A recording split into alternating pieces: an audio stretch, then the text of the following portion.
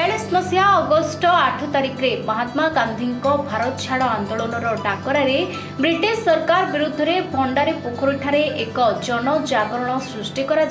जनसाधारण आंदोलन नेतृत्व नहीं संग्रामी वैष्णव नायकों नेतृत्व में स्थानीय लोक मैंने मुंशी बर्बरतार अतिष्ठ हो भंडारी पोखरी थाना को पोड़ी देते पुलिस और जनसाधारण मध्य तिक्तता देखा देता और ब्रिटिश पुलिस सहित संपर्क विच्छिन्न हो पड़ा। पुलिस उपाय शून्य हो 1943 मसीह तत्कालीन जमादार तथा मुंशी साहेब को उद्यम रे स्थानीय जनसाधारण को एकजुट करी पुलिस और पब्लिक मध्य एक सुसंपर्क स्थापन करने समस्त जनसाधारण को मेल करने किछि ग्रामरू ठाकुर बाड़िया डकाई पुलिस और साधारण जनता अबीर बोलाबोली हुई सुसंपर्क स्थापन करने मेलनर आयोजन करा जायतिला जहाँ आज पर्यंत यह अनुष्ठित हो आसुछि।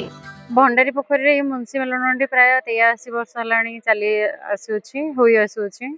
जोटा कि पुलिस और पब्लिक भितर सुसंपर्क रक्षा करने पर्वटी पालन कराए। 1942 मसीह भारत छाड़ आंदोलन जो महात्मा गांधी डाकरा देते से समय यार प्रभाव भंडारी पोखरी प्रथम पड़ा जहाँ को लेकिन भंडारी पोखरी स्वाधीनता संग्रामी माने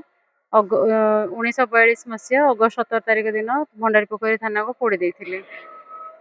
भितर संपर्क खराब होगा 1943 मसीह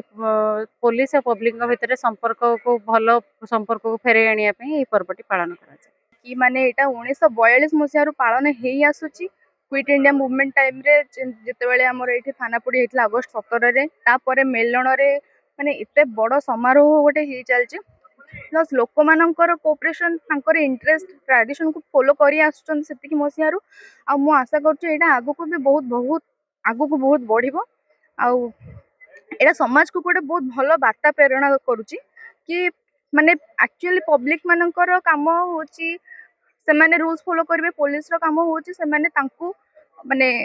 पनिशमेंट देबे जदि किछि अछि कि न हेल तांकू कोऑपरेट माने सर्विस देबे तांको जगह तो से जिनसटा ये जगह माने मु देखुची एठी भलो से पालन करा जाउची पब्लिक मानकर फियरलेसनेस रहउची जोटी पे से माने आज रंग खेला खेली होचंती माने से जो जिनसटा जोटा रहिबा कथा से जगह एठी देखा जाउची